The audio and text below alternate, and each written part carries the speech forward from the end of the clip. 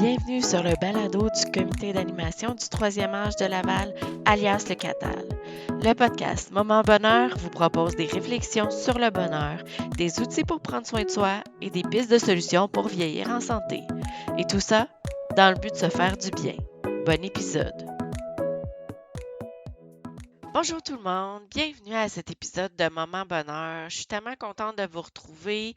Moi, mon nom, c'est Geneviève Messier. Je suis la créatrice de contenu puis gestionnaire des médias sociaux au CATAL. Aujourd'hui, ça va être un épisode tout à fait spécial.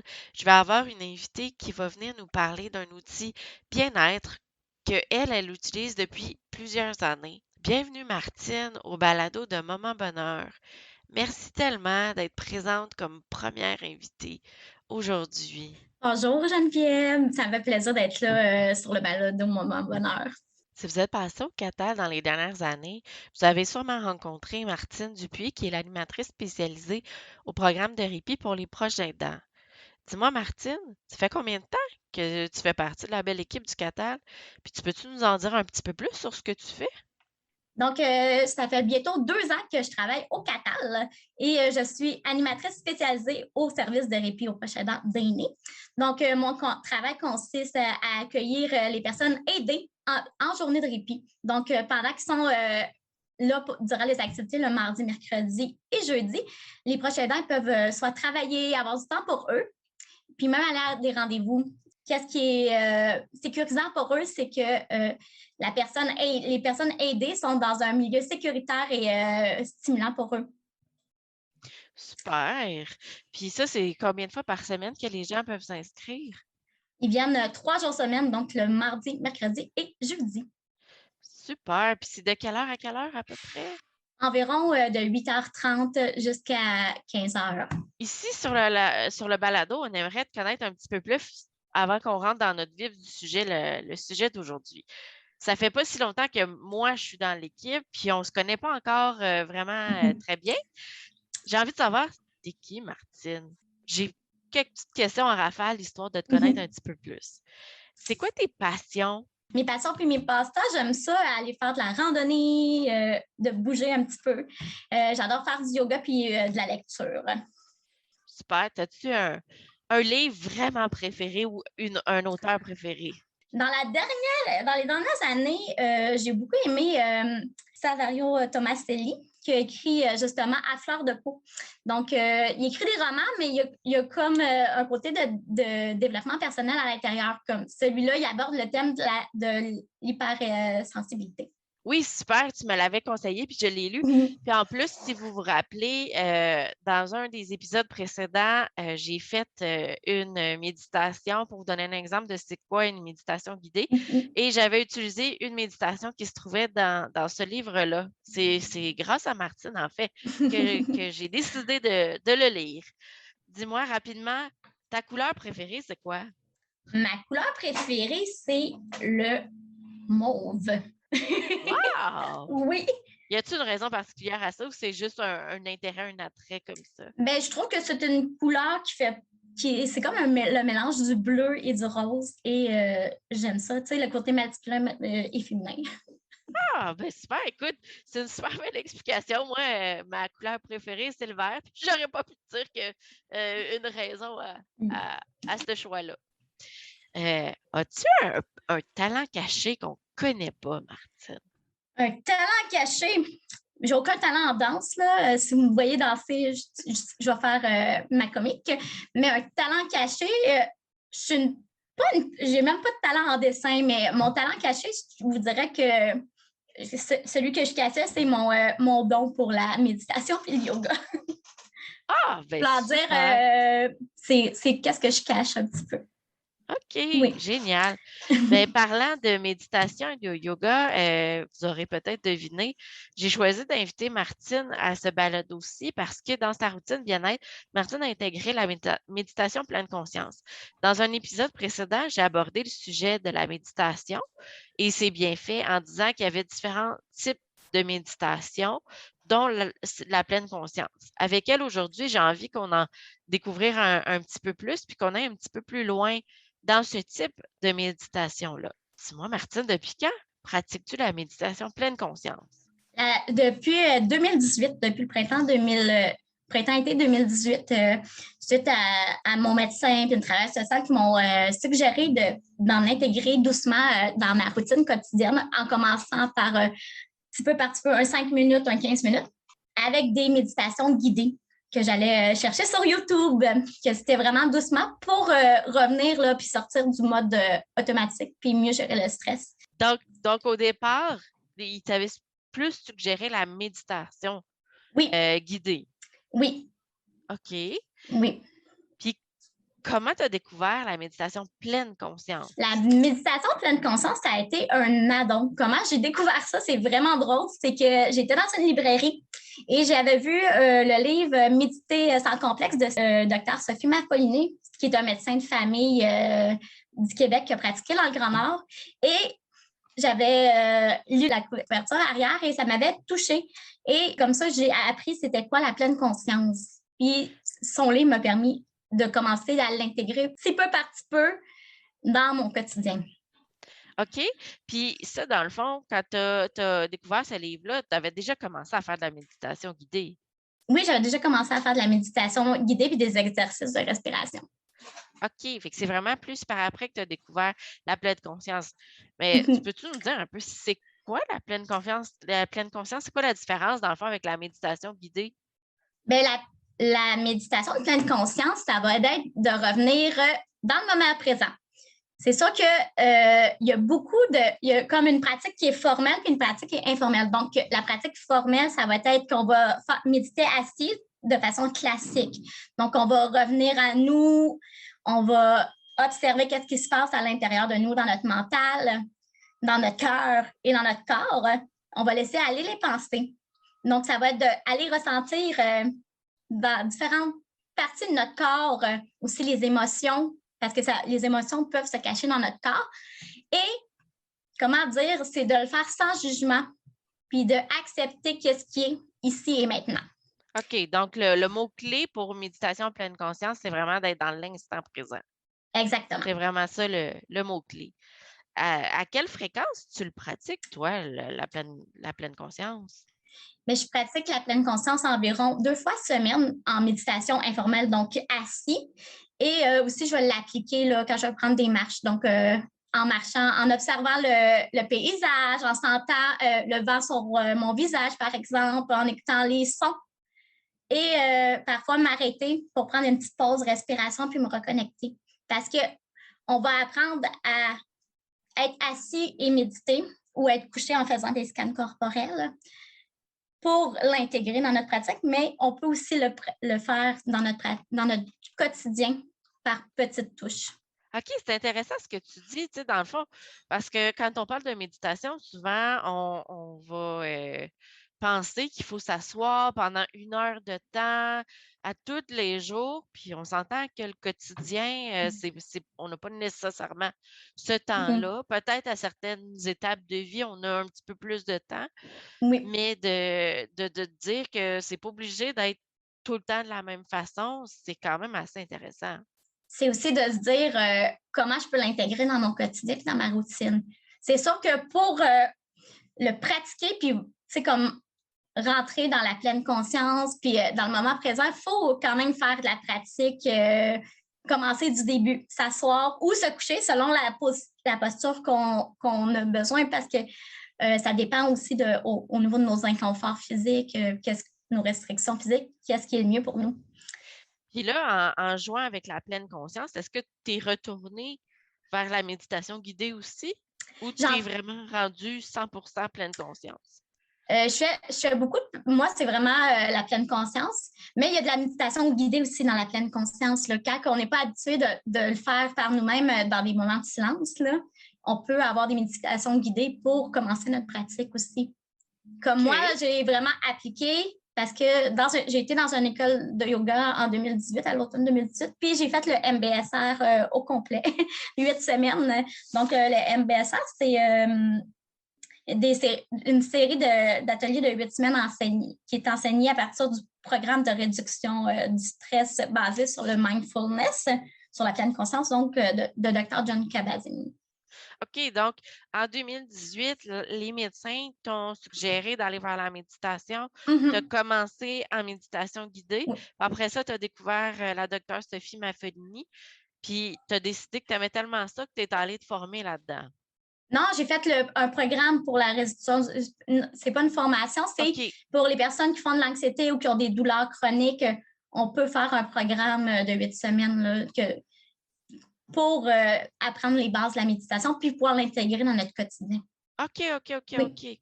OK. Euh, quel bénéfice tu as ressenti quand tu as commencé à faire la méditation?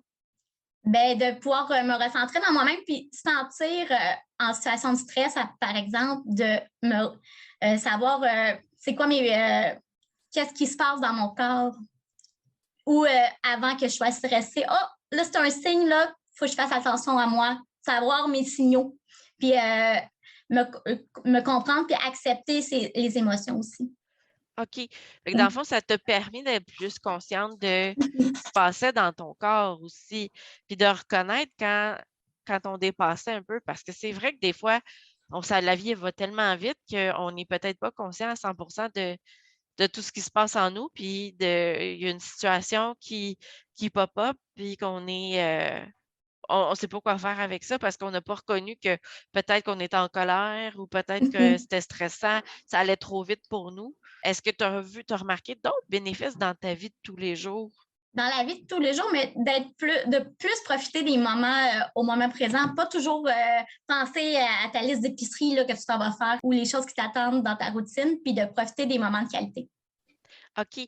Fait que dans le fond, ça t'a aidé pas juste pour ton stress ou l'anxiété qui venait en toi, mais même dans des moments qui n'ont pas lieu d'être dans ta pratique, tu profites plus des gens avec qui tu es, des situations agréables dans ta vie de tous les jours. Puis aussi l'ouverture au niveau de l'écoute aussi. OK? Parce que d'écouter la personne en pleine conscience, c'est que tu l'écoutes, tu accueilles, puis tu vas la laisser parler.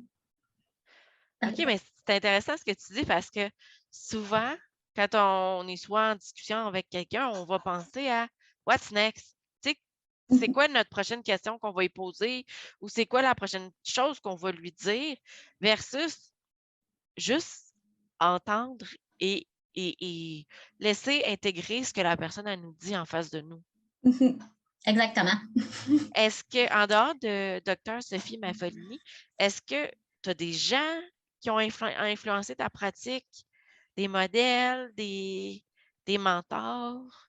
Mais je pourrais pas te dire que j'ai des mentors, mais moi, c'est beaucoup différents livres qui m'ont touché. Le pouvoir du moment présent de Eckhart Tolle. Aussi, j'ai lu aussi des livres de John Kabat-Zinn, différents auteurs qui m'ont touché dans la pleine conscience. OK. Puis ça, c'est des livres qui sont peut-être un petit peu plus théoriques Plus ou. théorique ou je peux pas te dire que j'ai eu une influence, mais on dirait que j'ai pris des parcelles de chaque personne de qui j'ai même lu le livre Tout est toujours parfait de François Lemay aussi, qui est intéressant de voir son parcours dans qu'est-ce qu'il a essayé, puis lui a fait du Vipassana, puis que des fois ça marchait pas là, pour lui la méditation, mais un jour il a vu les bénéfices dans son développement à lui là, en tant que conférencier. Oui. OK, super. Puis dis-moi, avec ton amour de la pleine conscience, ça fait quand même, on est en 2021, là, ça va faire quasiment 3 ans que tu pratiques ça. Pourquoi tu suggérais aux gens qui nous écoutent, là? Pourquoi je le suggérais justement, c'est parce que ça a différents bienfaits que ça peut apporter. Ça l'aide au niveau du stress, de l'anxiété, même des douleurs chroniques. Ceux qui ont des douleurs chroniques, ça peut leur permettre d'être conscients des douleurs parce que les douleurs chroniques peuvent être aussi associées à une émotion. Est-ce que la personne a vraiment mal ou c'est une émotion qui est comme « Oh non, j'ai encore mal ». Cette approche-là permet vraiment de se reconnecter avec nous-mêmes dans le moment présent. OK. Puis, tu sais, pour faire suite avec ce que tu dis, le fait que la personne elle ressente la douleur. Des fois, c'est juste parce qu'on a dépassé notre limite aussi. Oui, on a Mhm. une douleur chronique, on a une problématique qui est présente, mais on a décidé qu'on raclait tout le terrain de ces feuilles à l'automne au lieu d'en faire petit à petit. Puis là, Mhm. finalement, la douleur est juste plus présente versus si on s'était écouté. Puis quand à moitié du terrain, là, notre corps, il y en avait assez, là. Oui. C'est aussi de s'asseoir puis se dire, oh, là, j'ai mal, j'ai peut-être été trop loin, mais j'allais respirer dans, dans cette douleur-là qui est là. Puis je vais l'accepter. Puis la prochaine fois, je vais être plus doux avec moi-même. OK, fait que ça a vraiment une approche de bienveillance C'est de envers la. soi aussi, là. Donc, Mhm. pour prendre soin de soi, ce qui est intéressant dans la discussion qu'on a, c'est que la méditation peut se faire assise de façon formelle, Mhm. couchée, ça peut être guidé dans l'instant présent, comme ça pourrait être simplement dans nos moments quotidiens pour se Mhm. reconnecter à notre corps. Oui, exactement. Pour nos auditeurs aujourd'hui, j'ai envie de te demander, c'est quoi la meilleure façon de commencer la méditation de pleine conscience? Bien, l'ancrage qui est le plus facile parce qu'il y a différents ancrages. On peut méditer sur nos sensations corporelles, sur le souffle, sur les bruits, sur nos pensées. Mais l'ancrage le plus simple, c'est qu'on a toujours avec nous, c'est notre souffle. Donc, c'est de se connecter au début. On suggère souvent de se connecter en premier sur notre respiration parce que notre respiration, c'est un outil de calme qu'on a toujours, qui nous suit partout. OK, dans le fond, toi, tu suggères de commencer par ce type de méditation-là avec notre respiration parce que ça Oui. peut se faire n'importe quand. Mais mettons là, moi, là, je me dis ou je me fais dire, il faut que je commence à faire de la méditation parce que je suis trop énervée, parce que je vis de l'anxiété. Tu sais, on s'entend avec la situation dans laquelle on est plongé depuis 2020. Ça Mhm. peut amener des émotions et tout ça. Mais qu'est-ce que je fais si je m'en rappelle pas? Tu sais, si oui, l'idée est là, mais comme un moment donné, plus tôt dans nos questions, tu as parlé de routine et tout ça. Comment je fais pour l'intégrer dans ma routine? Ben, c'est de commencer petit peu par petit peu. C'est vraiment de se faire un coin méditation aussi, avec des choses qu'on aime. Puis de se dire, à cette heure-là, je me donne 15 minutes, admettons, pour le faire. Même si on ne fait pas 15 minutes, c'est pas grave. OK. On s'installe, on se fait un petit coin qui est là, qu'on aime, avec peut-être un coussin ou pour certaines personnes, ça peut être dans une chaise là, ou dans un OK. divan parce qu'au sol, ça peut être compliqué, admettons. Donc, OK. c'est se faire un petit coin, se dire à cette heure-là, je vais méditer. Je me donne 15 minutes. Si c'est plus, ça sera plus. Si c'est moins, ça sera moins. Puis d'y aller doucement. OK. Fait que petit pas à petit pas. Toi, chez toi, Mhm. tu en as un coin méditation? Oui, en permanence dans ma chambre. OK, c'est toi, tu as choisi de le mettre dans ta chambre. Oui. Mais est-ce qu'on pourrait ne pas avoir de coin de méditation puis en faire quand même? Oui, parce que, exemple, comme j'ai dit, on pourrait le faire dans notre divan, mais se placer dans une posture pour toujours avoir notre alignement, le dos droit, OK. dans un coin calme qu'on apprécie. Oui, beh, effectivement, parce que Mhm. si on a les petits-enfants ou les enfants qui Mhm. nous tournent autour, le conjoint ou la conjointe qui est comme: «Ben, voyons donc, c'est pas l'heure de faire la sieste, là». Mhm. Que Ça peut être plus compliqué. Mhm. Mais j'aime l'idée de se créer un petit coin à soi, puis tu sais, ça a pas besoin d'être quelque chose de bien gros. Non. Juste un endroit où est-ce que ton corps est bien pour prendre soin de soi, mais le fait de se créer un coin, de le décorer à son goût, ça peut être un petit rappel aussi pour faire, son moment méditation. Mhm. Parce que nos vies sont tellement surchargées, que des fois, ça peut juste complètement nous sortir de la tête aussi. Moi Mhm. moi, j'avais déjà lu quelque part que quand on intègre une nouvelle habitude, c'est comme, imaginez-vous là, moi, j'ai tout le temps fait quelque chose de la même façon. Fait que quand je m'en vais, juste le chemin au Qatar là, j'ai plus besoin de mettre mon GPS pour me rendre au Qatar parce que je prends tout le temps la même route. Mais c'est la même chose avec les habitudes qu'on a qui sont déjà ancrées. Quand on veut créer comme une nouvelle habitude, c'est comme de créer un nouveau chemin dans notre tête. Puis des fois, ce chemin-là, ben, c'est un champ actuellement. Puis là, on va passer une première fois, puis on ne saura pas exactement où on va. On va avoir besoin du GPS parce qu'écoute, les brindilles de maïs sont par-dessus notre tête, puis on ne sait pas exactement où on s'en va. Mais quand ça va être la 10e journée qu'on va passer par là, ben, le chemin va être un petit peu plus tapé. Fait que c'est d'être bienveillant aussi avec nous. Si on en a fait une fois dans cette semaine-là, puis qu'on s'était dit qu'on allait en faire 3 fois, c'est pas grave. On a quand même les bienfaits cette fois-là. Puis ça se peut qu'on s'assoit sur notre tapis, puis on a des pensées qui passent, que ça a été une méditation, puis on ne se sente pas, qu'on se sente pas plus calme, mais c'est normal, il faut l'accepter. Ça dépend qu'est-ce qui s'est passé, nos pensées qu'on a eues, puis c'est à force d'en faire, puis ça faut pas se juger, il faut accepter qu'est-ce qui est durant la méditation. Puis même des fois, d'écrire comment ça s'est passé, les émotions qu'on a eues durant la méditation, après, ça peut être excellent.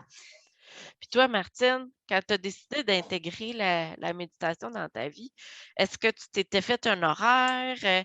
Est-ce que tu avais mis des rappels dans ton agenda? Comment tu avais fait pour l'intégrer régulièrement? Justement, je m'étais mis un moment que c'était, je me levais le matin puis je faisais un 15 minutes. C'est comme ça, je l'intégrais. Un 15 minutes, puis si c'était pas 15 minutes, je le faisais moins long. Puis c'était un petit 15 minutes en me réveillant le matin, tout de suite, avant le déjeuner. Là. OK. Est-ce que tu mettais ton cadran 15 minutes plus tôt? Ou tu avais Oui, déjà assez de temps? Oui, tu mettais ça plus tôt. oui, je mettais mon cadran plus tôt pour être sûre que j'aille le temps de faire ma méditation. Fait que pour toi, c'était comme un rappel. Je me lève, je fais ça. Oui, C'était comme automatique. Ça pourrait être le contraire aussi. Ça pourrait être 15 minutes avant d'aller se coucher, aussi. qui est plus facile de l'inclure. Est-ce que encore aujourd'hui, tu fais ça à tous les jours en te levant le matin? Non, je ne le fais plus à tous les jours en me levant le matin. Moi, j'aime ça le faire des fois dans l'après-midi pour me recentrer en finissant, mettons, de travailler. Puis ça m'aide aussi à dormir aussi, OK. Puis le est-ce que soir. est-ce que ça, la méditation, tu disais que tu en faisais 2 fois par semaine de Oui. façon formelle. Mhm. Est-ce que tu le fais 15 minutes ou tu le fais plus longtemps? Ça dépend comment que moi, je vais gérer mon temps. Des fois, je ne regarde même pas le temps. Là. Parce que moi, je OK. m'assois puis je vais méditer. Je vais choisir l'ancrage que j'ai besoin sur qu'est-ce que j'ai besoin de méditer cette journée-là. Puis, admettons, je vais suivre mon souffle, je vais écouter les bruits. Je peux rester 30 minutes là, parfois. Là, puis, des fois, je vais faire ça dans mon bain avec des chandelles puis de l'huile essentielle. Je vais méditer comme ça. OK, fait que c'est pas tout le temps dans ton coin. Non, pas toujours dans mon coin. Parce que OK. avant, c'était dans mon coin tout le temps, mais parfois, je vois à d'autres moments. Puis quand tu dis que tu le fais 2 fois par semaine, est-ce que c'est tout le temps les mêmes journées pour garder ta routine ou c'est vraiment au besoin? C'est vraiment quand que je sens que j'en ai besoin.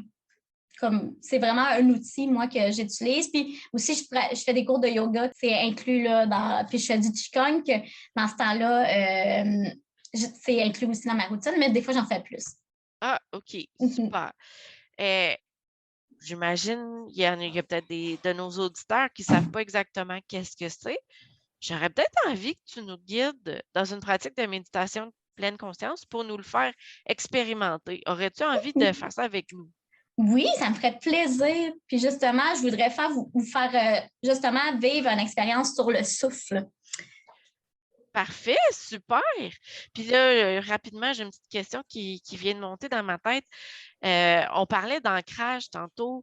Quand tu dis ancrage, c'est où est-ce que notre cerveau va se concentrer? Ouais, C'est ça? c'est où qu'on veut ramener, exemple, si notre cerveau, là, il se promène dans les pensées, on les accueille, on les observe, mais on ne va pas les confronter. Donc, OK. pour revenir à un ancrage, par exemple, si c'était, parce que les pensées peuvent être un ancrage, on les observe, mais là, si c'est le souffle, on revient à notre souffle, on va suivre la respiration, le fil de respiration pour revenir dans le moment présent. OK. Fait que dans le fond, c'est où est-ce qu'on va mettre notre attention pour Oui, nous rester dans la conscience, oui, dans le fond. exactement. C'est comme notre point d'attention. Oui. OK, super. Donc, je vais te laisser nous faire l'expérimentation. Euh, dans cette expérimentation-là, il y aura une petite musique parce que des fois, c'est plus simple pour débuter la pratique de méditation pleine conscience. Mais si vous regardez d'autres méditations que vous pourrez trouver qui sont guidées, ça se peut qu'il n'y ait pas de musique, mais cette fois-ci, il y en aura pour faciliter la concentration. Donc, Martine, je te laisse les commandes, puis je vais en profiter pour fermer mes yeux et en profiter également. Donc, je vous invite à vous installer confortablement en position assise, sur une chaise ou au sol, sur un coussin. Sentez vos fesses, vos pieds en contact avec la chaise ou le sol. Imaginez une corde qui ramène le dessus de votre tête vers le ciel. Et sentez votre colonne vertébrale s'allonger. Détendez les épaules. Ramenez-les vers le haut, l'arrière et le bas. Je vous invite à fermer les yeux ou tout simplement regarder le sol si vous n'êtes pas à l'aise de fermer vos yeux.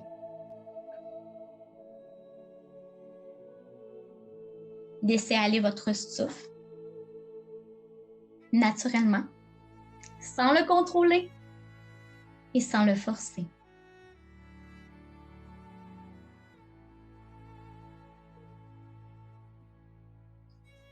Portez votre attention à votre ventre qui se gonfle et se dégonfle au fil des respirations. Pour vous aider, vous pouvez déposer la main sur le ventre.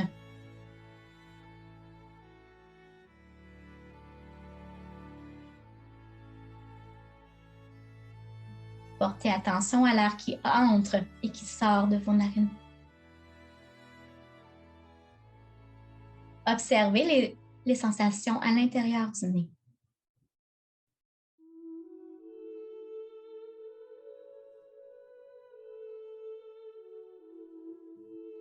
Sentez l'air frais à l'inspiration et sentez l'air chaud sortir à l'expiration.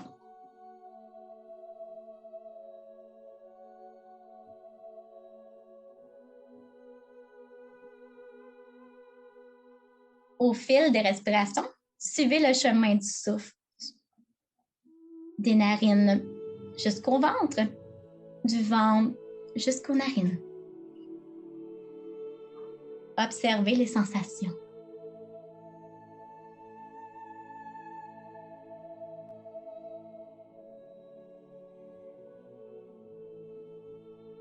Suivez le chemin du souffle, des narines jusqu'au ventre et du ventre jusqu'aux narines. Sentez le ventre qui se gonfle.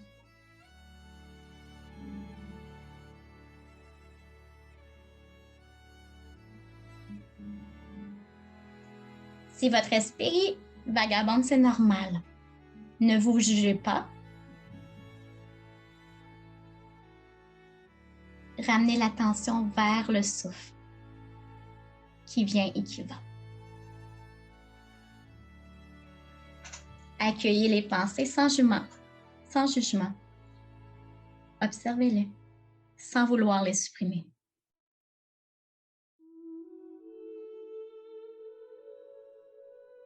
Prenez conscience qu'elles sont là et ramenez votre conscience sur le souffle. Suivez votre respiration à chaque inspiration et expiration.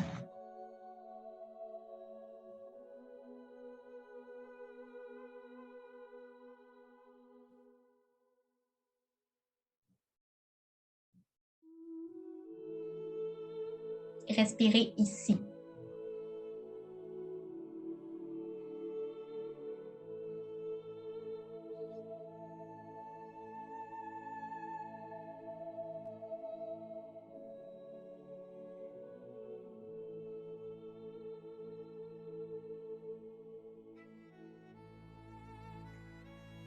Revenez lentement à votre corps.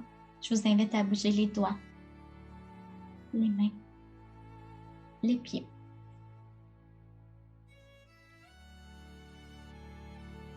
Quand vous êtes prêt, ouvrez lentement les yeux. Comment vous sentez-vous à la suite de l'expérience? Wow! Hey, c'était une méditation en mode accéléré, là, mais wow, ça fait du bien. C'est une relaxation. Il me semble que je me sens déjà plus centrée, plus zen pour continuer ma journée. Puis je vous souhaite ça à tout le monde qui nous écoute également, là. Wow, merci beaucoup, Martine, d'avoir été parmi nous pour cette première entrevue sur le balado. La méditation nous a tellement fait du bien. Écoute, moi, je me sens régénérée. Puis j'ai vraiment beaucoup aimé ça, le souffle, le fait que tu répètes, parce que c'est vrai que nos pensées peuvent partir à gauche et à droite sur plein de sujets, puis qu'on soit plus conscient de notre corps, mais le fait que tu aies répété, de respirer, de regarder notre respiration, c'est quasiment magique. Mais ça fait plaisir, puis j'espère que vous allez profiter de cette belle méditation que je vous ai offerte. Oui, j'espère que ça vous aura inspiré, chers auditeurs, à intégrer ce merveilleux outil dans votre vie. Donc, à bientôt tout le monde pour un nouvel épisode de Moment Bonheur.